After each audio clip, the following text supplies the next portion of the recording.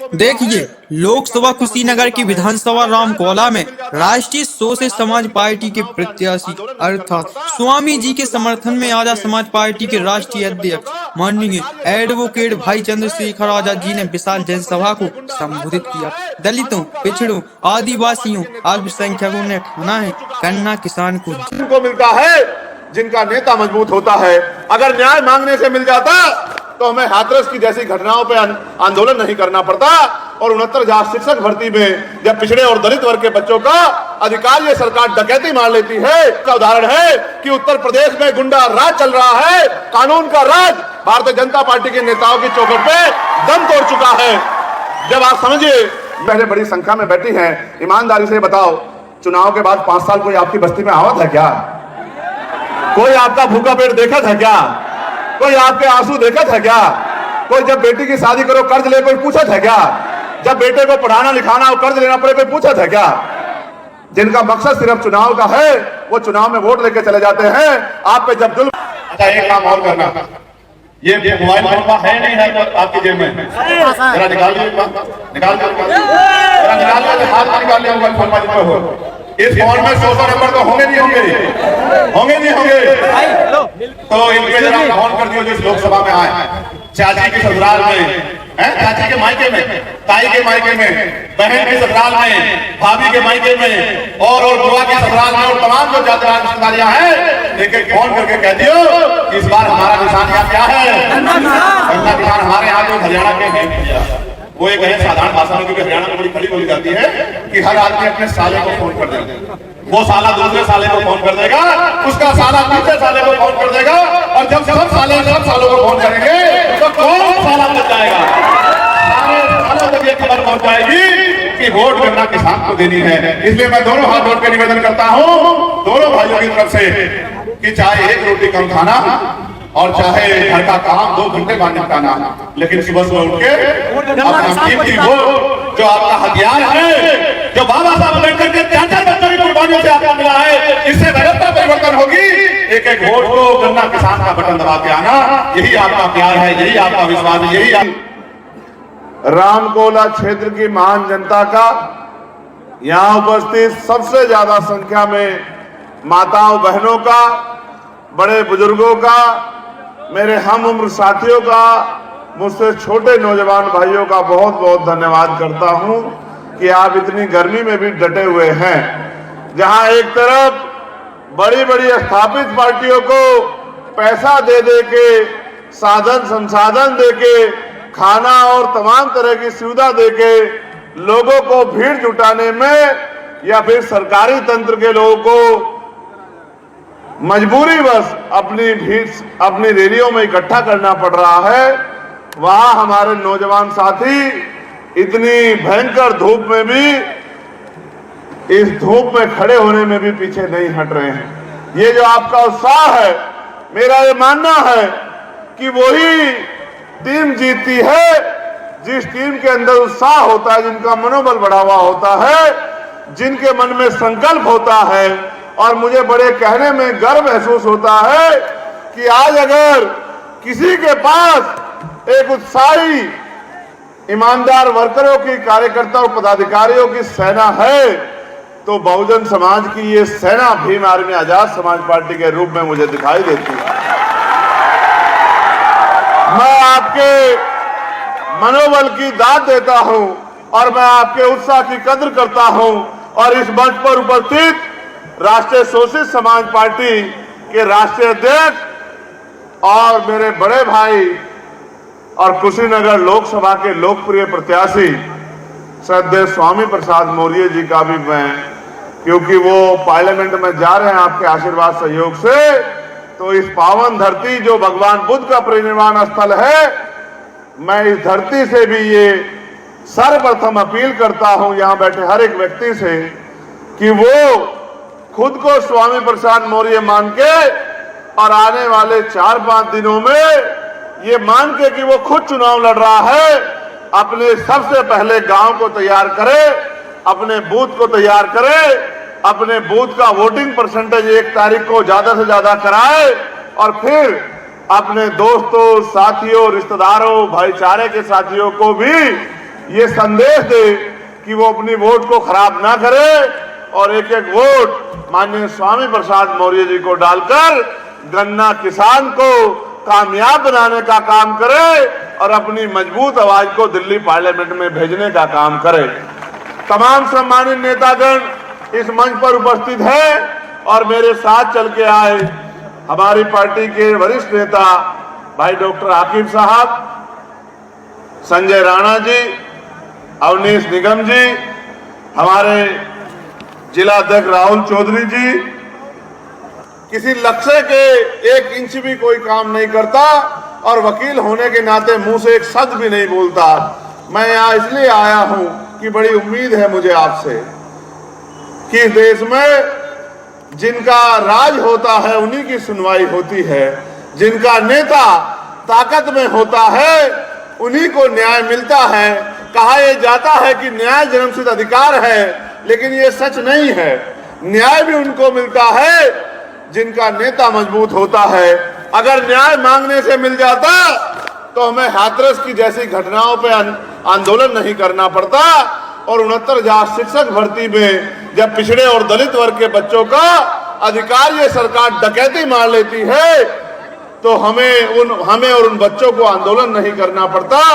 जब पुलिस की भर्ती में 48 लाख बच्चे फार्म भरते हैं और 400 रुपए पर बच्चे के हिसाब से 200 करोड़ रुपए सरकार पे इकट्ठा होता है और फिर वो भर्ती में घोटाला हो जाता है और कोई पूछने वाला नहीं होता। ये तभी होता है जब आपका नेता कमजोर होता है। ये जो जुर्म जाति का शिकार हम लोग हैं, बड़ी बड़ी बातें चलती है कि कानून व्यवस्था बड़ी अच्छी है।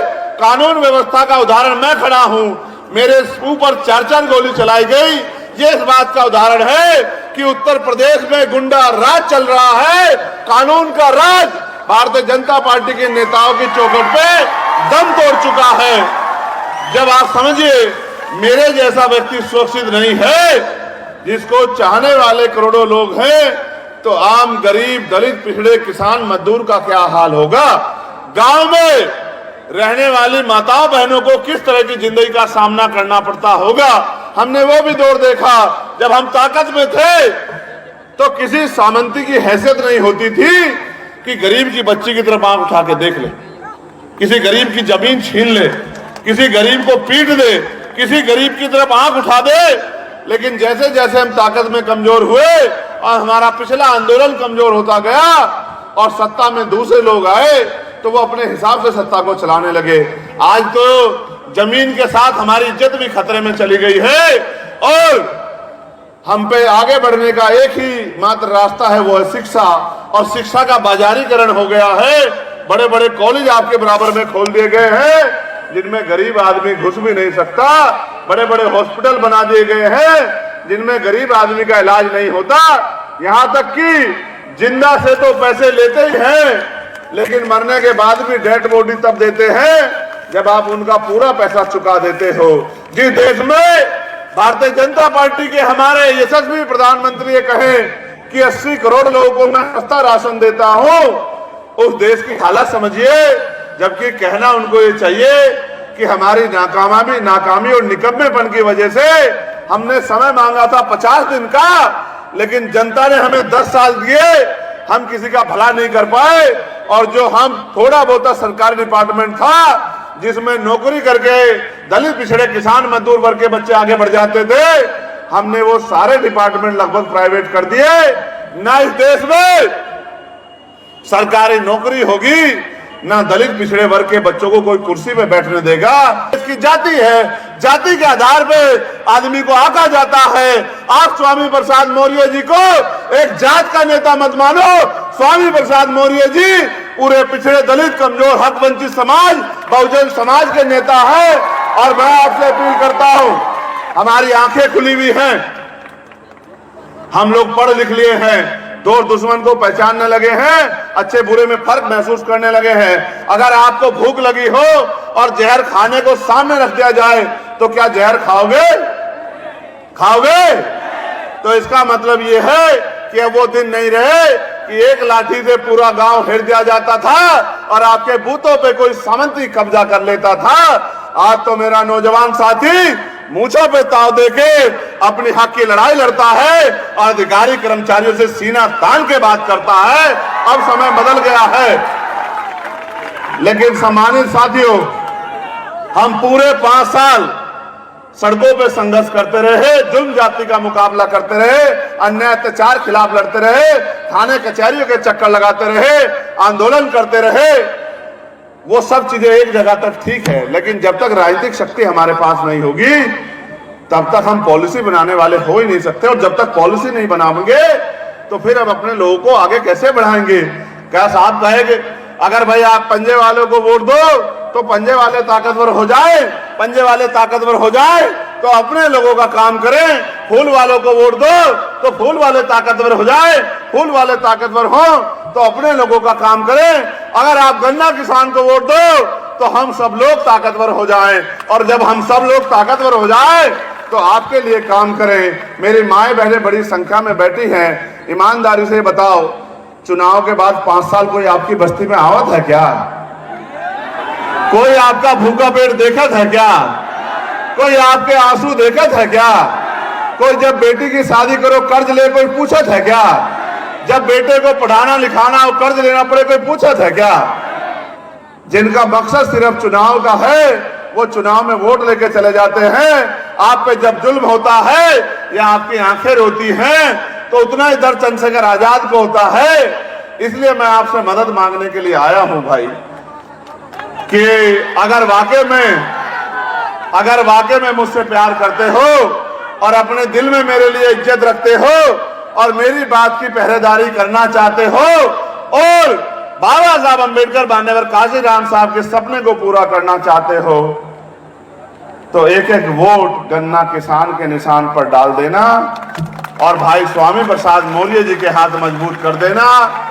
और 1 जून को इस तरह डट के बूथ पे खड़े होके एक एक वोट को बूथ तक पहुंचाना कि यहाँ का वो मीडिया जो आज हमें इग्नोर कर रहा है वो मीडिया भी ये कह दे कि स्वामी प्रसाद मौर्य तो 1 लाख से ज्यादा वोटों से जीत रहे हैं, उनको हराने वाला कोई अब कुशीनगर लोकसभा में नहीं। आपने देखा होगा चुनाव समीकरणों पे जीते जाते हैं, समीकरण हमारे पक्ष में है क्योंकि पूरा पिछड़ा वर्ग जो 10 साल से भारतीय जनता पार्टी पे भरोसा करके अपमानित होता रहा, अब उसकी समझ में आ गया है कि भारतीय जनता पार्टी के झूठ से हमें निकलना पड़ेगा। ऐसे तो प्रधानमंत्री भी कहते हैं कि मैं पिछड़े वर्ग से आता हूं, लेकिन जब उनसे पूछा जाए कि 10 साल में 27% पिछड़े वर्ग का आरक्षण बढ़ा के 52% किया तो उनके मुंह से आवाज नहीं निकलती। जब उनसे पूछा जाए कितने पिछड़े वर्ग के बच्चों को नौकरी दी तब उनके मुंह से आवाज नहीं निकलती। उनका एक मकसद है कि जाति के नाम पे भी वोट लो, धर्म के नाम पे भी वोट लो और जनता को गुमराह करो, 5 किलो राशन दो और इनकी वोट को मुफ्त में लूट लो। क्या हम इतने बेवकूफ रह गए हैं कि 5 किलो राशन पे हम वोट करने लग जाए? ये राशन कहां से आता है आपको पता है क्या? राशन और सरकार जो खर्च करती है बड़ी बड़ी योजनाओं में पैसा, वो जनता की टैक्स से आता है। आप 1 रुपए का सामान खरीदते हो 28% टैक्स लगता है। मैंने अगर 10,000 रुपए का मोबाइल खरीदा तो 1800 रुपए सीधे सीधे सरकार के खाते में जाते हैं। उन 1800 रुपए में से वो 200 रुपए का राशन हमें देके इस तरह का रोब गालिब करते हैं कि भाई वो हम पे बहुत बड़ा एहसान कर रहे हैं, ऊपर से 1600 रुपए हमारा ही रख लेते हैं भाई। इसलिए मैं आपको कहना चाहता हूं, ये पुलिस के साथी भी हमारे खड़े हैं, ये गर्मी में हमारे बराबर का पसीना बहा रहे हैं, हमें इनकी बड़ी चिंता है। इसलिए मैं इनको भी आश्वस्त करना चाहता हूं कि 8 घंटे की ड्यूटी पुलिस की हो और सप्ताह में 1 दिन छुट्टी मिले और उनकी वेतन विसंगतियां दूर हो। इसके लिए भी हम, क्योंकि नगीना के लोगों ने हमें आशीर्वाद दिया है और 4 तारीख को हम लोग जब रिजल्ट आएगा तो नगीना लोकसभा भी हम लोग जीत के आएंगे तो पार्लियामेंट में आपके हितों की रक्षा करने का भी काम हम लोग करेंगे, आपके लिए आवाज उठाने का काम भी करेंगे।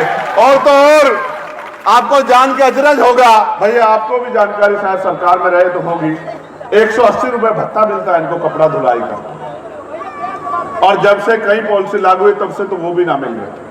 ये बेचारे भी बड़े परेशान हैं। इनकी हालत भी बड़ी खराब है, क्योंकि कोई नेता का बेटा सरकार पुलिस की नौकरी नहीं करे। ये भी किसान मजदूर के बालक है, बेटियां हैं। इनकी चिंता भी किसान मजदूर के नेता को ही करनी पड़ेगी। इसलिए इनकी आवाज भी हम उठाएंगे और अग्निवीर लाके जो दलित पिछड़ों के बच्चे सरकारी नौकरी में, आर्मी में जाके देश की सेवा करते थे, उनकी आवाज भी हम उठाएंगे। उस अग्निवीर का इलाज भी करेंगे और गुंडागर्दी की सरकार का इलाज भी करेंगे और अपने भाइयों को उद्योग धंधे लगा के रोजगार दिलाने का काम भी हम लोग करेंगे। जितना बैकलॉग बाकी है, उस बैकलॉग को आरक्षण के आधार पर, ऐसे नहीं जैसे 69,000 शिक्षक भर्ती में 20,000 पदों पे घोटाला, ऐसे नहीं, जिसकी जितनी संख्या भारी उसकी उतनी हिस्सेदारी, इस आधार पे 27% पिछड़ों का आरक्षण, जो 52% है, जो 27 मिल भी नहीं रहा, उसको 52% कराने का काम हम लोग करेंगे। 52% पिछड़े वर्ग के लोगों को आरक्षण मिले, इसके लिए हम लोग संघर्ष करेंगे। और मंडल कमीशन की सिफारिशें हो या सच्चर कमेटी की सिफारिशें हो, सारी सिफारिशों को, या रंगनाथ मिश्रा की सिफारिशों, तमाम सिफारिशों को हम लोग लागू कराने के लिए संघर्ष करेंगे। और अगर सरकार हमारी बात ना सुने तो उनके कुर्ते फाड़ देंगे, पार्लियामेंट में भी लड़ेंगे और पार्लियामेंट के बाहर भी लड़ेंगे। इसलिए मैं आपसे अपील करता हूं, आपकी जेल में ये फोनवा है या नहीं है? ये फोनवा हथियार है आपका, समझते हो नहीं समझते हो? इसमें 100 नंबर होए, और बाबू 2-2, 4-4, 10-10 फोन कर दो रिश्तेदारी में, कर दो नहीं कर दो? जैसे बहन की ससुराल में कर दो, भाभी के मायके में कर दो, चाची के मायके में कर दो, ताई के मायके में कर दो, बुआ की ससुराल में कर दो, भैया भाभी नु कर दो, कि एक एक वोट कितनी गन्ना किसान के निशान पर डालनी है भाई। ये केतली रट गया हमसे, इसलिए रट गया कि हमने बहुत दिन केतली के लिए वोट मांगा, लेकिन ये तो समझो यही गन्ना किसान ही केतली है भाई। तो एक एक वोट ऐसे डालना कि आप केतली को ही डाल रहे हो, जोर जोर से बटन दबाना। कर दोगे नहीं कर दोगे मदद? ये हमारी माए बहनें मजबूरी में खेतों में काम करें, कंपनियों में काम करें, सर पे ईंटा उठाए, भट्टों में काम करें, कोल्हू में काम करें घर चलान को, और 500 रुपए पेंशन सरकार इनको दिए मजाक उड़ान को। तो मैं आपसे वादा करता हूं, आने वाले समय में कुटीर उद्योग लगा के महिलाओं को हम घर पे रोजगार दिलाने का काम करेंगे, सम्मान की जिंदगी दिलाने का काम करेंगे। और ये 500 रुपए की पेंशन बढ़ के जो विधवा, विकलांग और वृद्ध महिलाओं को मिलती है, वृद्धों पुरुषों को, उसको 5,000 रुपए कराने के लिए भी हम लोग संघर्ष करेंगे। ये जो बिजली का बिल 700-800 रुपए आता है, किसानों के साथ साथ गरीबों का बिजली का बिल भी माफ कराने के लिए हम लोग संघर्ष करेंगे। हम हर वो लड़ाई लड़े जिससे आपकी जिंदगी में बदलाव हो, लेकिन आप भी मदद कर दे नहीं कर दे? ऐसे हाथ उठा के बताओ जो लोग मदद कर दे। मुट्ठी बंद करो, ऐसे दोनों हाथ खुले मत छोड़ो। आपके हाथ में जो है चोरी कर ले जाए सरकार, बहुत डकैती वाली सरकार आ गई है भाई। तो ऐसे हाथ बंद कर लो, ऐसे दोनों हाथ बंद कर लो। तो बताओ, संविधान की रक्षा कौन करेगा? देश की रक्षा कौन करेगा? किसानों की रक्षा कौन करेगा? नौजवानों की रक्षा कौन करेगा? दलितों पिछड़ों की रक्षा कौन करेगा? बहन बेटियों की रक्षा कौन करेगा?